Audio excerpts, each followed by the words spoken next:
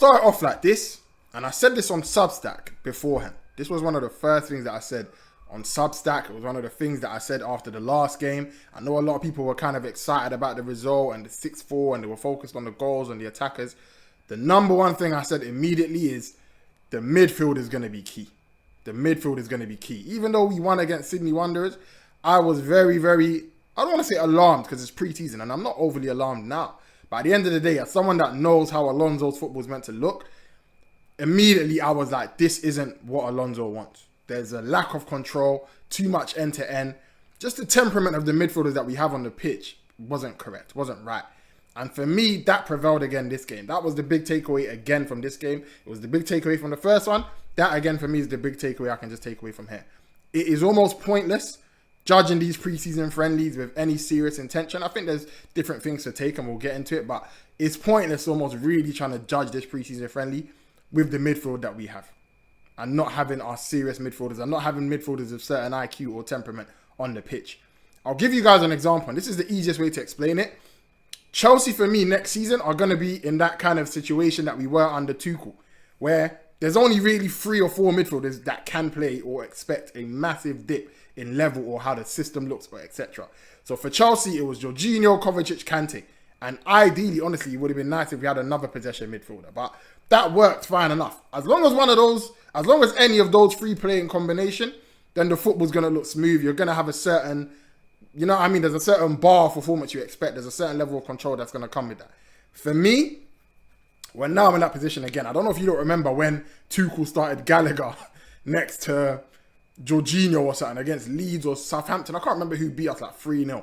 But anytime that Chelsea got smoked under Tuchel, it's when one of those, that combination wasn't playing more often than not. Listen, we might lose, but there's a certain level whenever one of those 3 are playing, or 2 of those 3, sorry, are playing. Jorginho, Kante, Kovacic.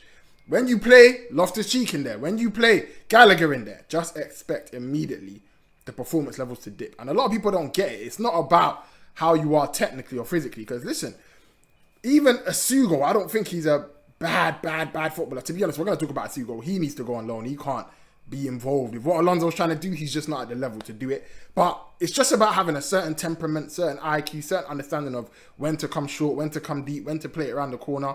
Possession football. You need guys that understand possession football and have that IQ. Chelsea were just lacking that. And it's the same reason why we lose control when Reece James plays in midfield as well. Because a lot of people get tricked and they wonder why I don't like Reece James in midfield. Everyone's like, oh, Reece James can play midfield, he can play midfield. No, he can't. You might be able to do it on one-off games if we're in a big game, whatever. You want to press high like what we did to PSG. In serious games, Reece James in midfield ain't it. That's just the reality. And it's for similar reasons like what I'm talking about now. You can have the technical and physical traits. You need to have the IQ. There's certain passes you make. There's certain ways you come short, come deep. You realise it and you see it immediately. And the only guy on the pitch that had close to that today was Lavia. And even Lavia's not looking like his full self. There's a certain mobility, the way Lavia drops his shoulder, etc. that we've seen Lavia at his peak. He still doesn't even look fully fit to me. But he was the only guy on that wavelength. And the problem is, just like we saw with Jorginho, when Jorginho plays next to someone like Gallagher under Tuchel, I want you lot to think back to that game. I think we lost 3-0 to Leeds. There was no control. And you end up almost hearing people say Jorginho isn't press resistant and Jorginho, what's going on? Why don't we have control? Isn't Jorginho meant to bring that? But for players like Lavia, Jorginho, you need someone to combine with. Midfield is all about the partnership. It's all about who you are with. If you think about all the best possession teams, you don't just talk about Vitinha on his own. You say Vitinha, Neves, Ruiz. You talk about Spain, it's Rodri, it's Ruiz, it's Pedri, it's whoever. It's all about the partnership. You need at least 2 or 3 guys on that wavelength to be able to combine, play a certain way. Then you're going to start to see that kind of football. So the reality is we just don't have that. And we haven't had that on the field for any preseason game yet. So I think don't judge the football too much. This isn't what it's going to look like for sure. I'll be honest. We saw some nice intentions. We saw some nice certain things to be like, okay, that's decent. But this isn't what it's going to look like. And I think the big thing is you now understand why Alonso was literally looked like he had tears in his eyes talking about Caicedo. Oh my God, Caicedo came and I feel like I really have a real midfielder now. He's one of the best in the world. It's that. If you're this kind of coach and you drop one of them kind of players into your system, everything transforms. So I'm telling you that now. This is an LK promise. The first game that you see from Caicedo, as long as he's next to somebody who's on his wavelength. Like if we play Lavia and Caicedo, the whole system will look completely different. Or you play Caicedo and somebody else, ideally, who's even a bit more progressive and knows how to dictate rhythm and all of that. everything's going to transform. Everything's going to look different. It ain't going to look nothing like what we just seen now. So that's where I take some joy. So that's why maybe I'm not taking this game, or I'm not taking the first game too serious. But there were still some little positives to look at. And I think we'll get into that now. And I would say, obviously, just starting with the attackers. Listen, even when it comes to our attack, I think I've spoken about this before. Chelsea most likely are going to be often using a 4-2-3-1, and then one of the FBs push up. Now, which side the FB pushes up depends on the options we have available. The reason that you've consistently seen the fullback be pushed up on the right side is because the only real winger we have right now, or the players that we have available, dictate that. If you think about the fact that we don't have someone who can play in that left-hand zone. Enzo would normally do it, even though I might not even be the biggest fan of that. But he's someone that will do it for us. And Morgan Rogers has obviously been brought in. Both of them are not here. So the reality is we don't really have someone proper to kind of be that left winger, or someone that plays in that left-hand zone that can play on the inside. The only left winger we have is Jamie Gittens. And we all know, as we saw today, credit to him, Jamie Gittens suits playing out wide. He suits playing holding width on the left. So it's one of them ones where with Gittens, and we'll talk about Gittens quickly, I think Gittens was solid today. I think this is what I mean about Jamie Gittens. For me, I like the role that he's going to have coming into this season. Jamie Gittens he's someone that you want as an impact sub. You don't want him to be a non-stop starter, because you can see there's little bozo moments he has, on moments he makes poor decisions. I don't think he suits every game, where he can't be your only guy, which is why last season was super problematic. We should never let that be the case. But as like an impact sub, as like that secondary left winger, someone that can come on when the conditions suit it. 1v1, you saw what he can bring today. He got past Gray many times. We saw how he cut in and whipped in the cross for Esteval to score. That's what Jamie Gittens brings you. And I've made that little comparison where I said he is somebody where you kind of just have to understand how Jamie Gittens plays. He's somebody where it might not always look the smoothest. There's going to be moments that frustrate you and annoy you. And I've made a little comparison to Vinicius Jr. for this reason. Not to say they play the same, but just in the aspect that you almost get used to how Vinicius Jr. plays. If you catch Vinicius Jr. on the wrong day, you might be like, this guy's not that good. Why are we overhyping this guy? Vinicius Jr.'s value is the fact that over a 90 minutes, you know he's maybe going to have 1-2 moments where he looks like a bozo. Maybe he runs it off for a goal kick, or maybe he makes a mistake. But he will definitely affect the game and usually register a goal or assist. And it's just the threat levels that he brings. He's always going to continue generating non-stop threatening chances. And that's what you see with Gittens. Like I said, they play different. It's in a different way. But Gittens is somebody that when you look at him, he creates dangerous moments. He gets to the byline. He cuts in. He will put in a dangerous cross. We haven't really seen him shoot, but that was something that he did at Dortmund. He cuts in and he's going to get shots off. That's Gittens' bag. Like I said, should Gittens be a starter? Absolutely not. Gittens' role this season for me, be an impact sub, be that rotation guy. We play certain low blocks or certain teams lesser down the league. Gittens is someone you can use. For me, he's showing good intent in that regard. And I think he's got 4 GA. He's got GA in every preseason game so far. So I'm not mad at Gittens. Like, shout out to Gittens. I think he was solid today. Like I said, there's levels to this. He shouldn't be a starter, especially when we're trying to play possession football. But no problem with Gittens. João Pedro, Palmer, and Esteval, I think they were decent. I don't think any of them were necessarily special. One thing that I will say is probably going to be important now is, and I've been thinking about this, and I'm going to discuss this and probably write a Substack article about it. Cole Palmer is going to need to be much more of a midfielder this season. And I think it will help, obviously, if Rodgers is there and he can do some of it as well. But the fact that Cole Palmer is going to really need to be a 10, and a 10 for a possession team. And a 10 for a possession team versus like a transitional team, like we saw Palmer early on under Maresca or under Pochettino, is very different. It's no longer about goals and GA and all this stuff. We're going to be judging you on making selfless decisions, how you help to knit the team together, how you run things. Like, your decision making, your temperament is going to be huge for us. And the fact that we've signed Morgan Rogers means that, again, that's going to be something to focus on. Now, I do think both of them are going to kind of, someone said pre-assist in the chat, exactly. Now, I do think Rodgers and Palmer will kind of share that responsibility. I think both of them will kind of have moments where they drop deep. They're going to both need to do more midfielding. I guess that's what I'm saying. For Villa, for Chelsea, both of them have kind of been like final action guys. Get me the ball. I'm going to deliver that final assist. I think playing together, and obviously it helps that it's both of them, we're going to need them to drop deep, get involved, midfield a little bit more. And I think taking turns, they can both do that. So that actually will work. And I won't even be surprised. Listen, we'll see what happens with Enzo. If Enzo does stay, there may be games where we do use Enzo further forward just to try and connect and do things. And a player that I spoke about that I actually like and think could offer some of that sometimes is actually Reggie Walsh. Remember I spoke about him before. Whether it's Reggie Walsh playing deep or Reggie Walsh in that hole, I think Reggie Walsh is somebody that can actually knit things together and help and gives that vibe as well. So I was impressed by him when he came on in the second half again. I want to see Reggie Walsh with like the first team players. He's like, for me, the one youth product that looks ready to actually contribute this season. That looks ready, like someone that, yeah, he can actually contribute. So shout out to Reggie Walsh. But yeah, man, João Pedro was decent. He was himself. I don't think we really kind of had enough rhythm in the game to really see who he is. Esteval, obviously, amazing goal from him. This is exactly what I'm talking about as well when I say that Esteval is one of your off-ball runners. You all know, especially on X, there's like this epidemic about where's the runners, who's going to be the runners. We do have to remember we're a possession team that wants to dominate the ball. Esteval, for me, when you're talking about right wingers, has got some of the best off-ball movement in the world, honestly. That's one thing you can always say about Esteval. Every time he plays, he's going to get like 2-3 chances. And that's what you associate with the best. Guys like Salah, who got amazing movement. Or just these high GA guys. Or even when you watch Messi sometimes. And don't get me wrong, I'm not comparing him to Messi. But just as far as the chances that Messi gets, he's always in positions to score. That comes down to smart movement. And Esteval has that trait. And I've noticed that from minute one. Even last season when he plays, he's like a main character player that you expect to at least get 2-3 chances every game. So he's one to watch out for. I don't think with the players that we have, we're going to need him to take as much responsibility on ball. But Esteval is definitely somebody to watch out with. In midfield, listen, I think Lavia was all right. I think he was decent. Obviously, he played his part on his goal. He kind of got a bit lucky, but Lavia was decent. But like I explained earlier, I don't think there was really anyone for him to connect with.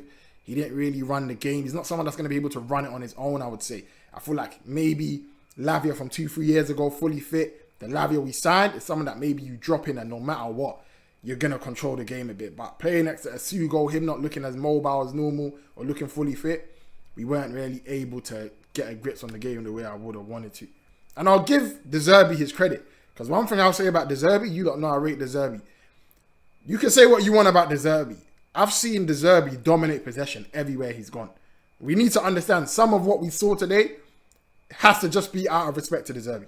I watched Zerbi with lesser players at Brighton go to the Emirates Stadium, and this is in 22-23 where Arsenal were hooping. Go to Emirates Stadium and force them to sit back, dominate possession. I've watched him do it to Man City. I've watched him do it to many teams.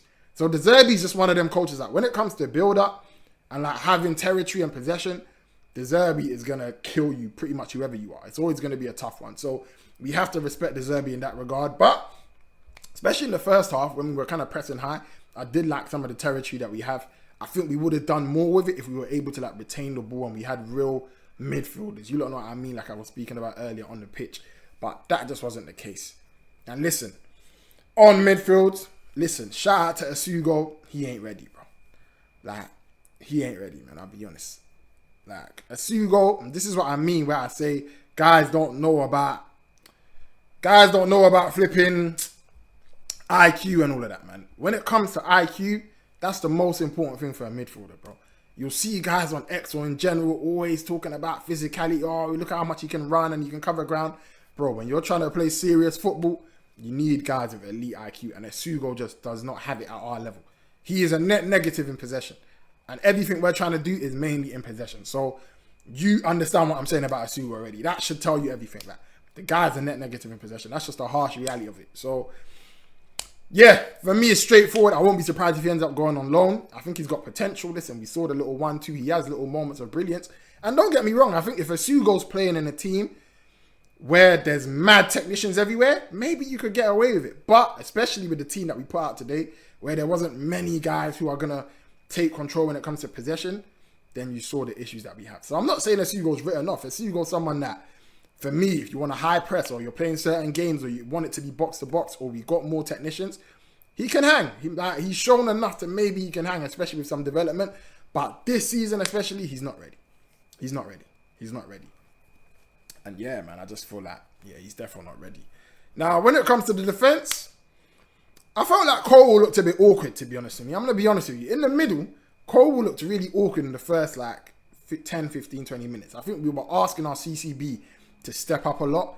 And Cole, for me, looked a bit awkward. I'll be honest with you. I think he looked a bit awkward to me. It's like the angles were off. It felt like he was always on his right side, and we know that he's left-footed. But immediately what came to mind when I saw Cole pressing like that, all I could think immediately was Lacroix. Because that's something, if you know about Lacroix, is very specific to Lacroix's game. He's very good at stepping up early and being aggressive as a CCB. Like, he steps up, he mops, he gets there to make sure that he can get ahead. He's very good for that. That's one of his strengths. So I feel like Alonso's already thinking about that. And if we got Lacroix, seeing Cole will play like that from CCB, it makes me understand why, okay, we green-lighted that move for Lacroix. 100% it's definitely dependent on what Alonso wants. I'll say that for free.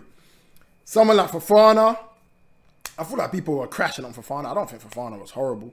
I just feel like Fofana, especially of recent, and this reminds me of Lavia as well a bit, I just feel like they don't look 100% physically. There's a certain dominance that Fofana has when he's 100% at his best. And don't get me wrong, it's pre-season.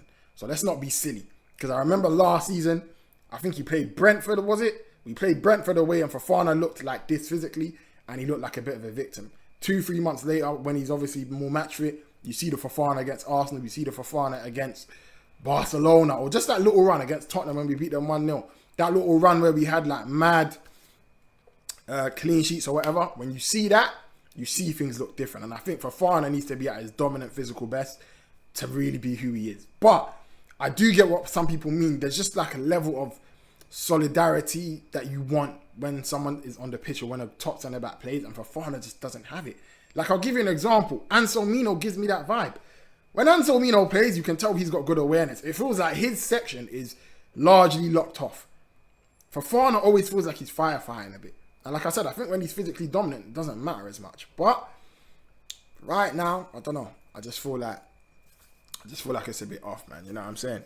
I just feel like it's a bit off. But I do agree with you. I think people that were overhyping it, oh my God, Fofana is horrible. Oh, Lavia, they're just doing too much. I'll be real. I think, listen, there was nothing dramatic I saw with Lavia or Fofana today for people to be talking crazy the way they do. Like, I think guys are just, this Twitter though, I don't take, if you take X serious, that's on you, bro. Guys already have guys who are enemies in their head. As long as we lose, they're getting crashed on no matter what happens. So don't even take that too serious. You know what I'm saying? You don't take that too serious. But yeah, who else was there? Hato, I thought Hato looked sharp enough. Hato was solid. Hato looked sharp in his own respect. I just think Hato was all right. I don't think Hato was special. I don't think he was great. I think Hato was cool. Like, he was all right. Sharp is what you would expect. He was just steady. You know what I mean? He was steady. Now, someone to therefore talk about and that we always got to talk about is Palestra. And for me, I'm going to just keep it real and say it off rip from now. Palestra is a victim 1v1. But we already knew that. Well, not everybody but me. I knew that already. Like, Palestra is not the guy you want. If you're in a game like against the Big Six or against these teams and you want to play, Palestra to me is not the guy I'm looking to be thinking about starting. Because he, for me, is the kind of guy that's going to make a mistake, get caught out. He's a true classic attacking fullback. Just like you've seen from the likes of Cancelo or other players. When they play, you expect them to be getting beat easily. Palestra is not the guy you're looking to when it comes to the defensive thing. The good thing with Palestra is that at least he's an athlete. He can get up and down. He can mark runs. But 1v1, he's food. I'll be real with you. I'm not here to deny that. But like I said, I knew that. You take him for what he is. We signed Palestra to be an attacking fullback on the left side, on the right side. When you want to attack, I'll tell you this for free. Palestra is going to offer serious value when you want to attack. The way he makes runs, the way he gallops up and down the field, he's awkward to deal with. He presents something in 1v1 to some extent. He wants to combine with the wingers. When Chelsea dominate territory or Chelsea are dominating a game, like I said, it's hard to really judge because we ain't really seen our midfielders properly. But when Chelsea are in their groove, when things are proper, where Caicedo and all the real niggas are back, then you lot will see what I'm talking about. You'll see what I'm talking about. And I think Palestra, he's a very good option attacking. And what you got to understand that I think Chelsea are doing now, Chelsea, like Cucurella, Gusto, Chelsea have had a lot of well-rounded fullbacks. Fullbacks that may not be amazing attacking or amazing defensive, but they're kind of good at everything. They're solid at everything. Let me not say good, but they're like good, solid at everything. Cucurella's not amazing going forward. He's not amazing going backwards, but he's solid both ways. Well, he's good defensively, but you get what I mean. He's solid both ways. Gusto, same thing. Not great going forward, not great defensively, but he's like an all-rounder. Chelsea, for me, are now trying to target specialists. So you got guys like Jarrell Hato or Josh Achimpong, who if they play right back, defensively, they're good. If you ask them to sit, like what we did with Hato. Hato was a left back today, but we had Hato sitting. You can trust him. That's a lockdown defensive LB. That almost gives you centre back vibes. Same with Achimpong. Going forward, I think we want the same thing, and we haven't had that option. If we ask you to be the fullback that's bombing forward, then go bomb forward. Go add value in attack. How many times were Cucurella and Gusto in attacking areas and you didn't feel that threat? One thing you can definitely say is Palestra gives you threat. Palestra gives you the feeling that, he's going to make something happen every time he plays. Every time he gets forward, he runs forward with purpose.